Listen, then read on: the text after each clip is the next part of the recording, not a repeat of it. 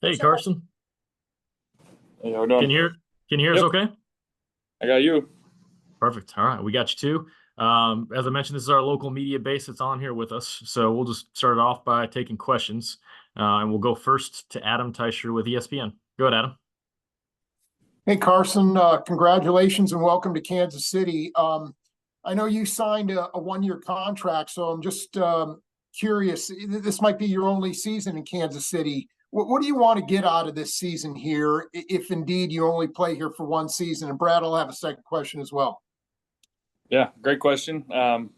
Lots of unknowns about the future. It's all take it one day at a time first and foremost. But big intrigue to wanting to come here, and why I'm here today is just the winning culture and seeing it from afar, seeing it around the league for the last couple of years, and just the culture that Coach Reid has kind of set, and you see it and have admired it for years, and so.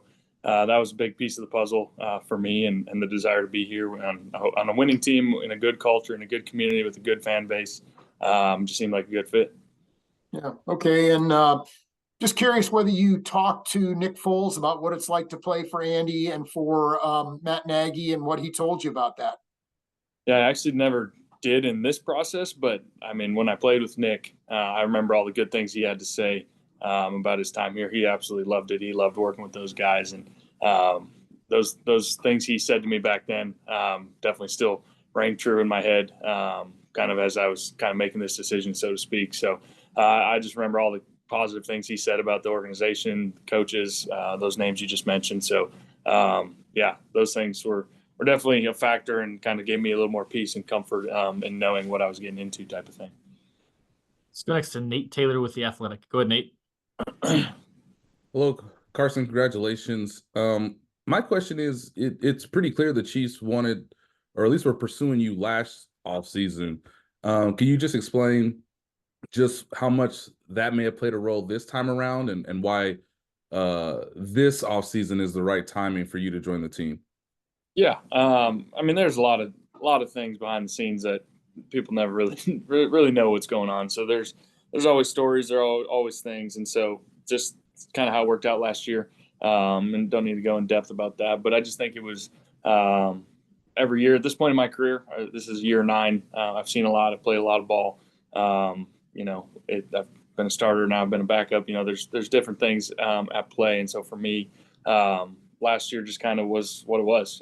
There's lots of reasons why it unfolded the way it was, and this year, I think just their persistence and some of those things, knowing, made me feel more comfortable with it as well, and just kind of the year I had and the year I was kind of sitting out. It wasn't necessarily the most fun sitting out all year and waiting for a call every single week. So definitely just excited to be on a team and kind of go through the entire offseason with the team, build those relationships with coaches, make some friends with players on the team, be in a locker room setting again.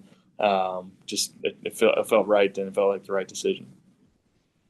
We've got time for 3 more. We'll go right down the line, starting with Matt Derrick with Chiefs Digest. Go ahead, Matt. Hey, Carson, welcome to Kansas City. Weird time with Doug in Philadelphia. How much do you feel like that has prepared you for Andy Reid's offense, and how much do you feel like it's going to be able to help you translate?